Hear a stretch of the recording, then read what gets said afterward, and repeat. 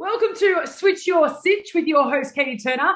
Super pumped to have a friend of mine actually join me from Mallorca, of all places, who has switched her stitch, not only countries, but sold up everything here in Australia, moved to Mallorca to never return to live here in Australia, bought an olive farm, started a cooking restaurant business. Oh, yeah, community thing. A community thing which we will we'll stumble on, and I'm going to hand it over to you, Kate. Thank you for joining me. Massive honor to have you over, like, with the time difference that I completely screwed up anyway. So if you can tell our audience, firstly, a little bit about your background. So you've come from a corporate background, and your husband actually owns the vet hospital in Mollorca. So start there and tell us why you actually moved to Mallorca, of all places. Well, I'll try and make it small because it's quite convoluted, really. My background was, hardcore corporate stuff. Throwing a little gem there. I was suffering from imposter syndrome, as a lot of women high level in corporate do. Husband, stressed out animal surgeon and small business owner, being a veterinary hospital. Small child, 2017, Archie was 4. And I'd had a bit of a rough trot. We hadn't had a great year with health and family and stuff like that. And, it took us about a year, and we said, hey, let's shake things up, switch our stitch, and take a sabbatical. And it took us about a year to organise it. That was kind of the pretense. So it was easy for me because I was a contractor and I could just finish my contract and go. Alex, a different situation. It took us like 6 months to find someone to, I guess, not take his place, but, fill in some gaps. Yeah. He was still managing the business from, I guess, remotely while we were gone. And so, we kind of went, let's take, a year and a half max. And all we planned was 2 months of just, going to Greece, going to Amsterdam, whatever. And we booked an Airbnb for 3 months in Provence France. And so that's all we'd organised. And then we it got really cold. It was the winter. I don't know. Maybe it always gets cold. It was really cold in Aix-en-Provence quite early, early November. And so we went, what's the warmest city in Europe? And that was Seville. So we'd never been there before. We packed up our Ford C-Max, like Tetris, Vegemite in their car doors and stuff. We brought our dog over as well, just to make things more interesting. Moved to Seville, fell in love, stayed longer than we were supposed to, and then decided that we would come to Mallorca because Seville gets the opposite, super hot in summer, and it's a city. We'd never been to Mallorca. We'd been to Ibiza. And so we came here. Yeah, well, we knew we needed to get Archie into structured schooling because he was 5 then. And just at that point, we were returning to Australia. So we needed him to, be able to transfer back to school in Sydney. And Mallorca is actually a really massive island. We have about 1 million people that live here permanently. So we have loads of really amazing international schools here. Community there in Mallorca, or pardon? Is it a big expat community? A lot of people who've done similar to yourself? Yeah. So there's about, I think I read a stat, I could be wrong, that 25% of the people that actually live here are not from here. Wow. So it's quite a lot. But this island's always been like that. Even, the Moors and the Christians thousands of years ago, it's always been a place of change, just because of its proximity in the Mediterranean. So the history here is intense. It's pretty amazing. But anyway, so we came here and we lived in an awesome village and we had a great house. And one day I was sitting in town square. It's basically here, every village has a town square and everyone hangs out there and drinks beer and lets their children run around wild. It's awesome. So what do parents like here where nobody lets them even run around the playground? It's completely different. Here, it's definitely the notion of it takes a village to raise a child. So here we have, you could be sitting in town square and everyone keeps an eye on everyone's kids. And so if your child fell over and you didn't see it, in Sydney, you'd be like death eyes. Here, it's just, I don't know, some mother will, it's all good. Like, no worries, no pasa nada. There's the lingo. It's the lingo. So we were sitting in town square one day and I kind of went, we don't want to go home. We found something that, we didn't know that we were looking for. And so, then started the journey of actually making the change. Yeah. So once you'd made that decision in your head, that's huge because I've spent a lot of my years traveling and I don't think I ever got to that point where I was like, I want to, but I didn't necessarily do it with a partner and a child either. I think that's a big impact. And a dog. And a dog. And because that's a big risk, right? Your family's here. Is Alex's in London or is his here? Well, they were. So, the fires and COVID really shook things up for us. So Alex's brother and Archie's cousin have actually now moved from London to New Zealand. They've been there for now 6 weeks. Right. Wow. That's the other side of the world that you've just done. I know. We're just kind of swapped. But, they're missing we made this decision pre-COVID, right? Yeah. Yeah, right. So the plan was to get back once a year to see mum and my sister and just have Archie have that connection with his birth country. But I'm not. Well, it hasn't. Who knows when that's going to happen? So you've sold up everything in Australia or have you still got investment there or? So just to, make things even more hardcore, we decided to buy here before we sold. Right, bridging loan. We decided to do that before and that was pretty stressful. So Alex went back to Sydney September 2019 to sell everything in Sydney. Luckily enough, we were able to keep our weekend house, which is just up near Foster.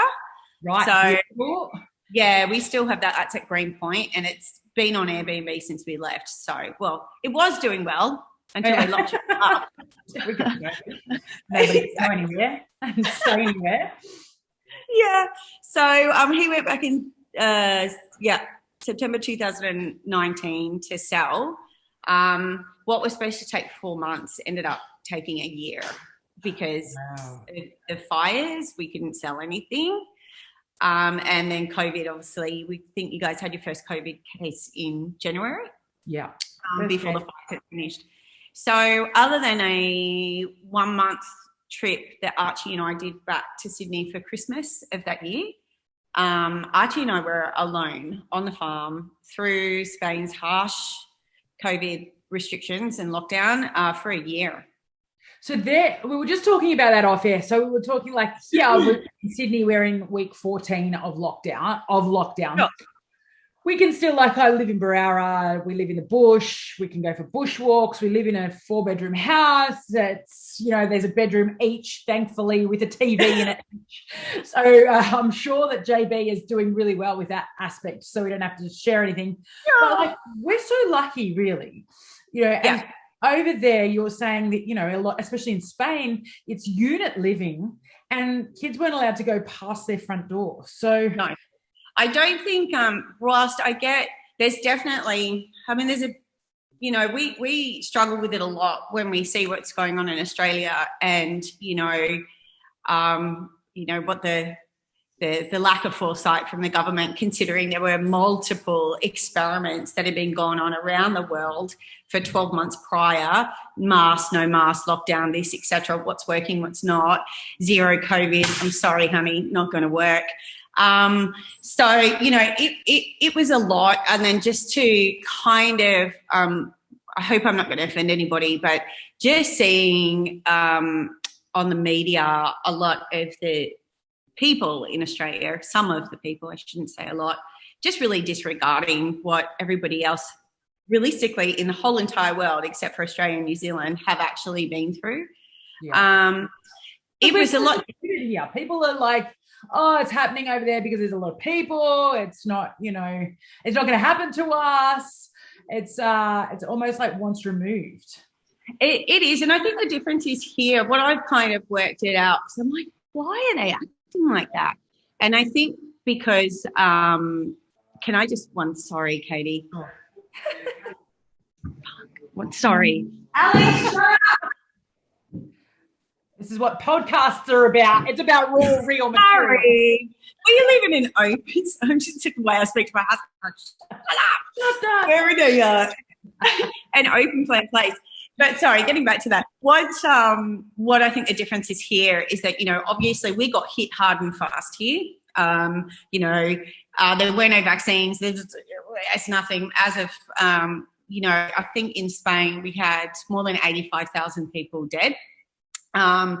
Just on my little island of 1 million, we didn't have any testing or anything like that here. You know, it was too fast and too soon. You could get tested, but it was €300 per test. Like it was insane. So the stats I just got was we had 100,000 people here with COVID, but that's all that we knew had it. Yeah. She couldn't test it, so we had about 1,200 dead here on the island.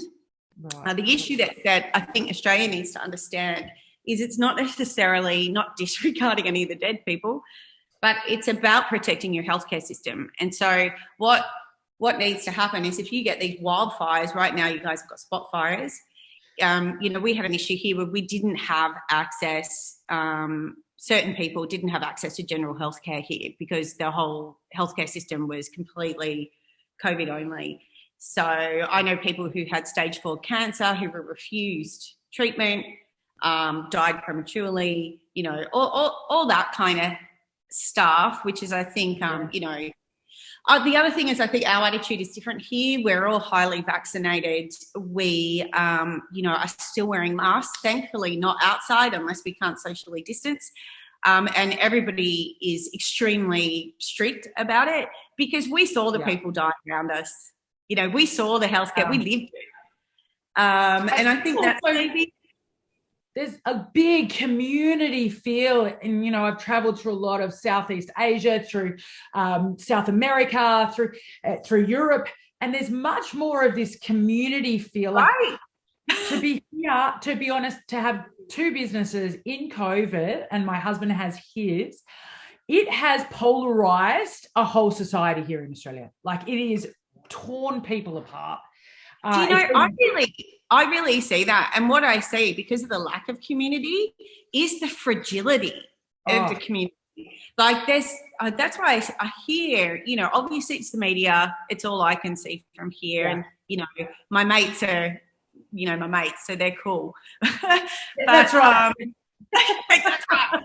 But, you know, the fragility of it all is just, I think that's the other thing that you see. Whereas here, even though we went through what we went through, there was no boo-hooing or anything. We just had starch and we got on with it. Yeah. You respected each other through it. Whereas here, and I think that's also because there's been no hard lockdown, no hard line. There's a bit of blurred lines there. People I believe the government did that. Yeah. Like it just drip-fed you. So there is, and you see, like, we've been abused. We've been, you know, I've had that Crime Stoppers is inundated with anonymous. I've been running Zoom classes, fitness classes, and from a tripod me standing on a balcony with a tripod inside the door, yelling into a phone to 20 people on the other side of the Zoom, and had Crime Stoppers called on me because people have been taking photos saying that I'm running a class. The police have come out and actually had a laugh saying, it's a Zoom class, you're doing exactly the right thing. And this has happened on 3 occasions. Yeah. I know. And so it's really done the opposite here in Australia. I think it's really shown people's true colours. There's a lot of hatred. There's a lot of, that. So talking about that, one of the reasons we left. Yeah, I'm just trying to find my screen. That's okay.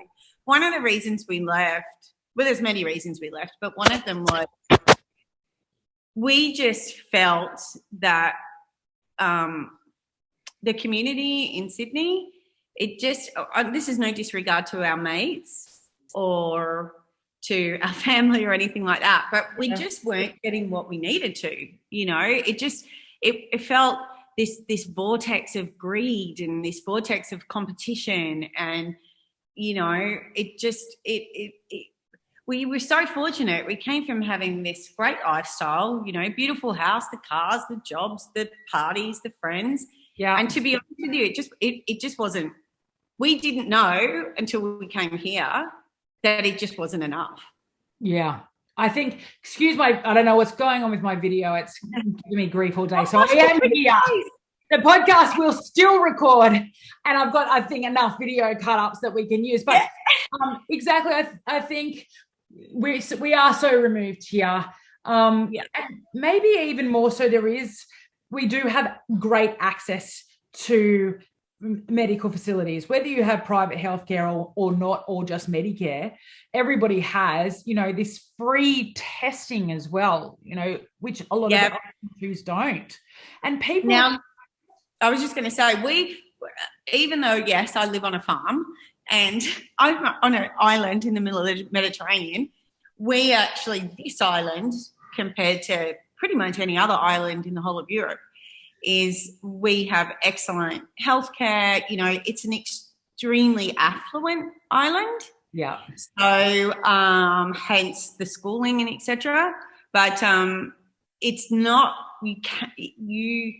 we don't have, we kind of have free healthcare here. So, but it's different to Australia. You can't have both, I don't think. It's all very weird here, but we have private. But in saying that, even to get our vaccinations here, it took us nearly 6 months of calling every day just to try and get registered on the system. Wow. And that's paying for it? No, we didn't have to pay for a vaccine. Right, okay. Yeah. So, oh my gosh. So I guess talking about, switching the sitch, in a way, we did it at the right time, because the way we were able to do it is Alex was born in England. So when we came here, we were able to I got Alex and Archie to get residency, and then I came through on marriage. Now, you can't do that now because of Brexit. Right. Okay. So that's interesting as well. Because all those changes have come into play when you've been over there. So you've seen the Brexit, you've seen the COVID, you've had the bushfires, you've sold up, changed schools, learning a language at the same time. See.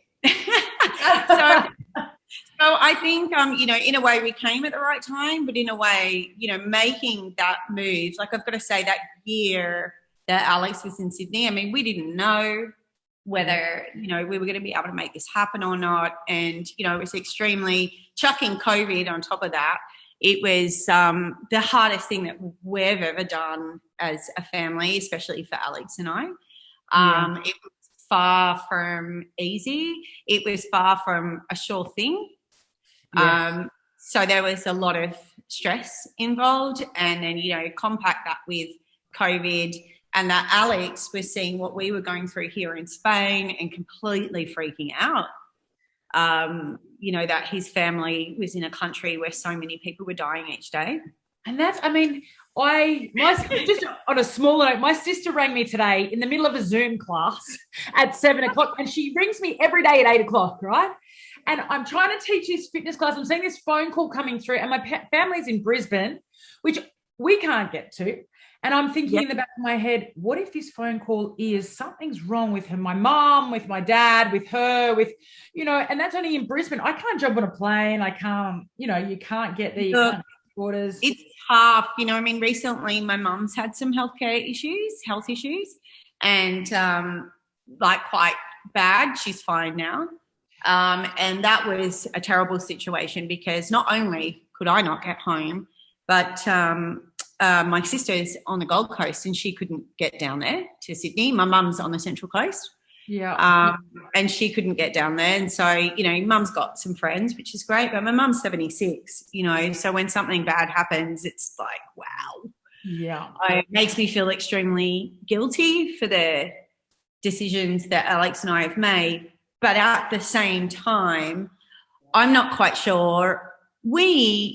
Not until we got here did we realise that our life in Sydney really wasn't going in the direction that we wanted it to. Yeah. And so I'm not quite sure. We've always said if we had to come back to Australia, I don't think we'd come back to Sydney. It just didn't. It wasn't for us. Mm-hmm. It wasn't bringing out the best in either Alex or I. I know it's great for other people. Yeah, but I get for us 100%. It's fast. It's high pace, shallow. It has a huge lack. And through my travels in my 20s, it was something that I really realized is that lack of community, that lack. Like I'm really close to my family, even though they're in Brisbane. I'm one of 4 kids, parents, whatever. And it's just that lack of community, the tall poppy syndrome. It's, I mean, we don't really have it, but I mean, it's a really strong community here. To be honest with you, Katie, I'm more busy living here, not working, than I was in Sydney, because there's always, the other thing is, you'll appreciate this being a mum. Everything here is like, if you're invited to a party, it's, unless they say it's no kids, I mean, you bring your grandmother. It's like extremely, a kid's birthday party here is the same as an adult's birthday party because everyone just brings the same people. Which I love. And it's, one thing I miss is dancing, and I talk about this a lot in our culture, is once you turn 30, you're not allowed to dance, right? Unless you're at a wedding. In Australia, no dancing, you're too old. Well, yes. Now, I completely agree with that. I mean, you wouldn't be going to home nightclub when you're 31, would you? No, that's right. And you don't have the celebrations that you do in these cultures. That includes music, dancing. Of course. Unfortunately, one of the restrictions we're still in here is we're not allowed to dance. So right, weird. Really? In Spain? Oh my God, that would kill me. Yeah, I mean, you can dance at home. Yeah. But basically it means that if you've got a bar, obviously we've got still restrictions on how many people are allowed inside and masks and all that stuff. And so they've just banned dancing commercially. Wow. That's huge. Yeah, it's a bit weird. Yeah. Footloose ball, we call it. It's the footloose ball. I would think that too. All right, so you've moved over there. Now, talk to me. You bought an olive farm, which kills me anyway. So we kind of, we again, one of those things, we didn't intend to become farmers. Mm-hmm. We've got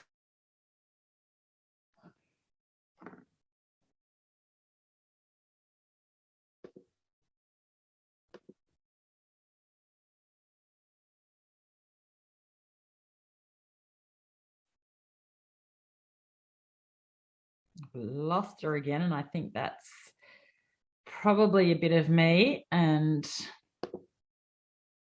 I've tethered to my phone.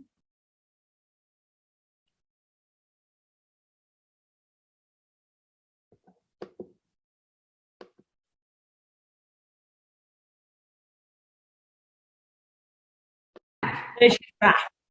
She's back. Good. I just paused it. So, I was going to say, right, vibrant rural community. So we had already made the decision that we wanted to live rurally, pretty easy one. And we had a strict must, should, could, won't list. And it just so happened that the place that we found was, larger than we thought, and had, 500 olive trees on it, 400 carob trees and everything else. But what we're working on at the moment, and in fact we've got a meeting here soon, is we're doing a climate change agriculture strategy here, and we're working on full regeneration, because traditional Spanish farming is basically, this place has just been raked for hundreds of years. Yeah. Some of the olive trees are over 500 years old. Wow. Yeah, so we're just working on that. If we can we've just gone solar, which is awesome. Yes. And we've just purchased our first full electric car, which we don't need to efficient anymore. And we have our own water here when we're not in a drought. So we're just really working on, if we could turn 70% of our property into a nature reserve. We already own 20,000 square metres of the Tramontana, which is the World Heritage listed mountain range here in Mallorca. So, yeah, we're just kind of working on that, really, and just focusing on, with everything that's gone on in the world, building a really safe place for our family where, I don't mean to be all doom and gloom, but if the shit goes down, I'm good. I can eat, drink, and be merry. So, and tell us about your cooking, because I salivated all your posts. You've been featured in some magazines over there. Yeah. So what was your first love or your first career? Was it cooking? It was, wasn't it? So, I came here, and we've been fortunate enough where both Alex and I are able to work on passion projects, because, we have really, not only did we move here, we completely changed the way that we spend, the way that we live, the cars that we drive, all that. So our main focus could be, being conservative whilst, being able to spend 100% of our time together and with our child. Yeah. So we, weirdly enough, there's a Facebook group for everything here in Mallorca, like everything, because of the big expatriate community. Yeah. And they're extremely helpful. But there wasn't one for food, which is extremely odd.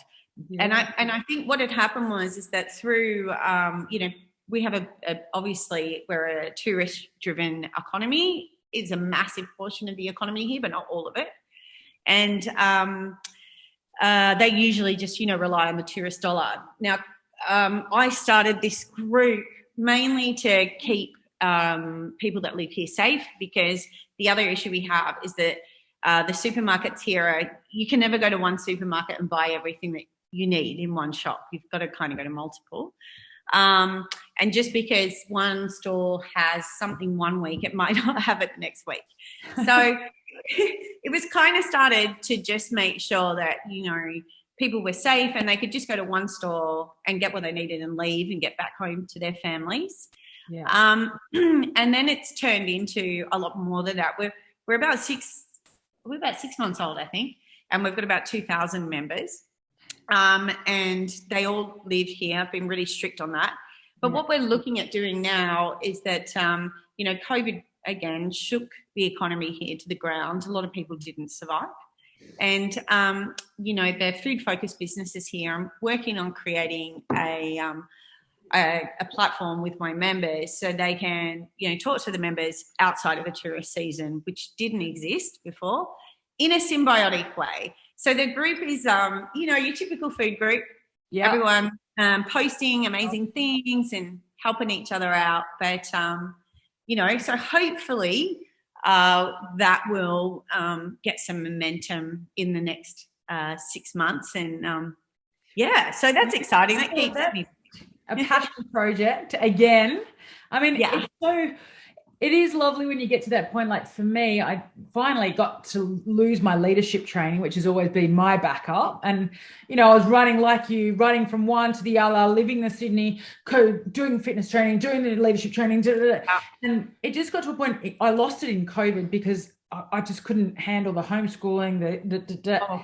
And now I'm at a point where between the fitness, the business, mentoring, coaching, and podcasting, everyone that I'm doing, I love. Like I get to a point where I go, I'm in my work day. I could be doing 10 hours, I could be doing 2 hours, but every hour of that I love. And it's not all money making. Like the podcasting is obviously, more content creation, but it's something I love doing, and that you can't put a price on.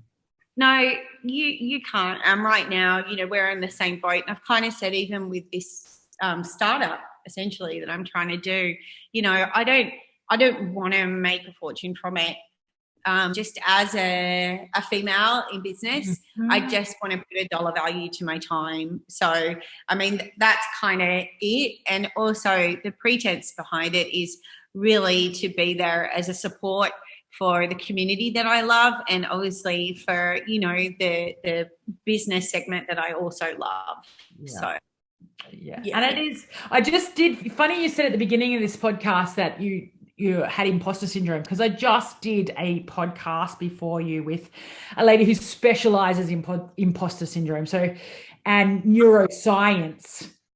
It's a thing, right? I mean, I got to tell you, I was feeling for a good 2 to 3 years, I was feeling nauseous on the train to work every day. And I just, even though I was getting the contracts, like I think my last contract was lead user experience on full digital transformation for Museum of Contemporary Art. Like I was killing it. Yeah. And you still doubted yourself and your ability and your skills and. Yeah, completely. So, but also at the same time, I kind of had said to myself the whole time I was in that industry, Katie, that just because you're good at something doesn't mean that I should be doing it. And I really never felt that it was the sweet spot for me. I enjoy aspects of it, the problem solving, that kind of stuff. The human analysis I really enjoy. But, I mean, look, we're super fortunate here. We've made good investments, and with a bit of change. Like I'm sitting here planning because I haven't bought any winter clothes. I think in about 5 years, I'm just running off what I've got, And they're sitting here going, "Oh shit, I've actually got to buy some like winter clothes." So I've got to sit. Yeah, I don't even know where to go, And online these days, dull. Yeah, I know, but then I'm like, I'm a bit of a different size than I was 5 years ago. Oh, God. Well, that's great. I mean, there's nothing better. Like you said, you're spending every day going to a job that you're thinking, oh my gosh, this is just not me. It's 9 to 5, which is really in Sydney, probably New York and London is the same. It's 8 till midnight. There's no 9 to 5, and leaving that to be where you are now, like what a change, what a risk that's, eventually paid off. But also you've had to change that spending. And I did a podcast with ex-CEO of Bridge Climb, Todd Coates, and he was CEO of Bridge Climb for 18 years. And when they had lost the tender to another company, that was it. He was given 3 months notice basically. And that's a huge salary change. But what he said was, my wife and I got to a point where we changed our lifestyle and we had this word that was enough. So, oh my God, can I just say something on that? Yes. Hilltop Hoods, best lyric ever. Yeah. The more you want, the less freedom you have. It's so true. Because I love Hilltop Hoods. I love it. That's the Australiana, or is it New Zealand Hilltop Hoods? No, Aussie, aren't they? Oh God, I hope so. Yeah. No, any badness towards the Kiwis? I thought I'm pretty sure they're Aussie. That's we will Google that, but yeah, it's so true. And I'm doing a podcast. It was supposed to be tonight, but I fucked up the times with a coach in London who looks after artists. And he actually reached out to me and said, what do you think artists' biggest problem is? All right. And I bluntly said to him, it's their relationship with money for two reasons. Because they're always told that money is evil and they should be able to do what they love without money, which is crap, because money does provide opportunity, and it's just the way in which you invest that money to ensure that it provides long-term opportunity. How you spend that money, how you invest it. Did you hear the interview that Tina Arena just did on the TV? No. Right. Absolutely losing it, going, we've had enough. We're always asked to do stuff for free. And when we need support as artists, we're not getting it. Yeah, I don't know whether it was on Sunrise or something like that. It came up on my media yesterday. Well, I'll have to have a look, because it is a forgotten, art form, singing, art. It's not seen as a professional industry. It's, they should produce it for free, or, why should we pay the $1.99 on Apple when we can rip it off on a LimeWire or something there. So, we're going to do a great podcast next week now on how to change artists' relationship with money, because it's something he, has to value, is how they spend money. From a budgeting perspective, from our side of things, we're very, we've got to be conservative. Look, saying that, because we are conservative and we work towards, budgets and goals and that kind of stuff, we have been able to achieve, a lot. And it's not like, we can't do stuff. Like today, I'm super excited after I speak to you, Katie. I'm going to go have a facial. So there are those nice little things. And what's the difference in terms of price of that to Australia? Well, I actually found a place. Again, here's the conservativeness coming out. So I wanted to go to a place that was more like a medical spa, because, I'm getting on a proper facial. It's actually going to do something. And so I found the top doctor that does it here, and I went down to see him, and he was so reasonable. Normally here things are so expensive. Like a massage normally it'd be about €100, so that's what, $170. And I'm able to get a medical based facial for €65. Wow. So I'm glad I found that, and that's something that hopefully I can do every other month now. I'll start looking after myself a bit. Yeah, exactly. They're the small self-care things that we need. And, over here, Australia, we're saying in this imposter syndrome that we had beforehand, how do you measure success? And you spend what you earn, because when I was at university, I was always going to measure success by the fact that I could afford to drink a bottle of wine rather than a cask of wine. Or that was my measure of success. Like, when I can stop drinking the Van Rock Station cask wine, I am on a winner. And when I can afford to buy a coffee every day rather than scrambling for the 50 cents and the dollar from the bottom of my purse, that's success to me. But as you earn more, you spend more, and then before you know it, especially in Sydney, people are paying $300 per head for lunches or dinners, or even the car situation as well. I mean, we're from a racing family. My dad was a race car driver. Alex is from a racing family as well. And, we always had the cars in Sydney, and I won't even name what they are because it's just ridiculous. Anyway, and I remember we posted something. We just got a full electric Kia. Yeah. And we posted something about it. And, I just thought, what do you mean? Why didn't you get a Tesla? Why didn't you get an Audi? And I'm just like, well, for one, it's not about that. There's so many different variables you need to know when you have a car here. One, electric cars are, a lot more expensive than normal cars. Yeah. And two, here, you got to have a car that's big enough to fit your kid, your dog, all that in there. And then, but it's got to be small enough because all the roads here in the villages are tiny and the parking spots are tiny. And then you've got to be able to resale market on the island, or even generally in Europe, is people don't spend big money on secondhand cars. Yeah. They'll drive them into the ground. So it was like, but then we also wanted something with a bit of giddy up, because a lot of the affordable electric cars, I mean, they're doing 12-second standing hundreds. What's the point? That's right. So, coming from a racing background, you definitely want to be able to put the foot down. Giddy up.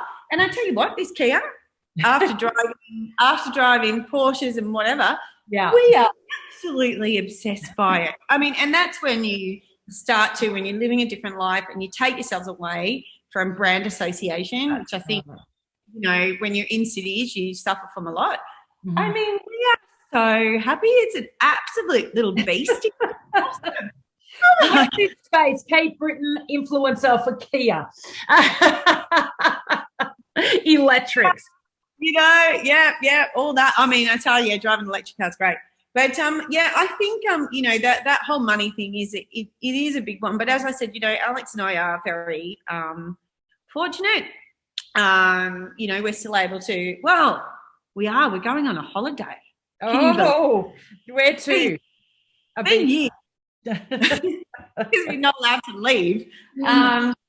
So we're going back home to Seville. Just in the we have midterm holidays end of October. So we're branching out, doing an hour flight back to Seville. Oh, that would be beautiful right now. I'd like to just get to Brisbane, but I mean, it's kind of like us going to Brisbane. Really. Yes, exactly. That's a beautiful way about Europe. Well, I'm going to have to run and I'm going to leave you there. Can we follow your journey? Like, if people want to see your cooking, or how can they find you? Sure. So the best place to kind of, see more on a personal note of just what we're doing here at the farm and life in Mallorca, is to follow my Instagram, which is Kate Brittan. I don't think it's dot, but it's. We'll tag you in that in all our socials as well. Yeah. So and we also have the Mallorca Foodies, which is on Instagram. Our Facebook group is only for people that live here, so you'll just need to move here. Maybe sooner than later, but we'll tag you in all of those. So I'm so thankful you've joined me. I do apologise about my video, which is killing me. Oh, Katie, I miss you. I haven't spoken to you. It's like I've been watching your journey and I'm like, oh, God, I'm jealous. You're absolutely, I mean, I wouldn't, say I wouldn't, I'm not surprised. You're absolutely killing it. Like, you should be really proud of yourself. And I mean, the first thing I saw when I went to their list of podcasts, Neil Perry, I mean, killing it. Hi, Alex. We're just saying goodbye. Give us a minute. Yeah, I've had some mate, and he was an absolute star. Like, I have to say, that was one of my favorite podcasts. I was nervous as hell going into it because he was like our icon.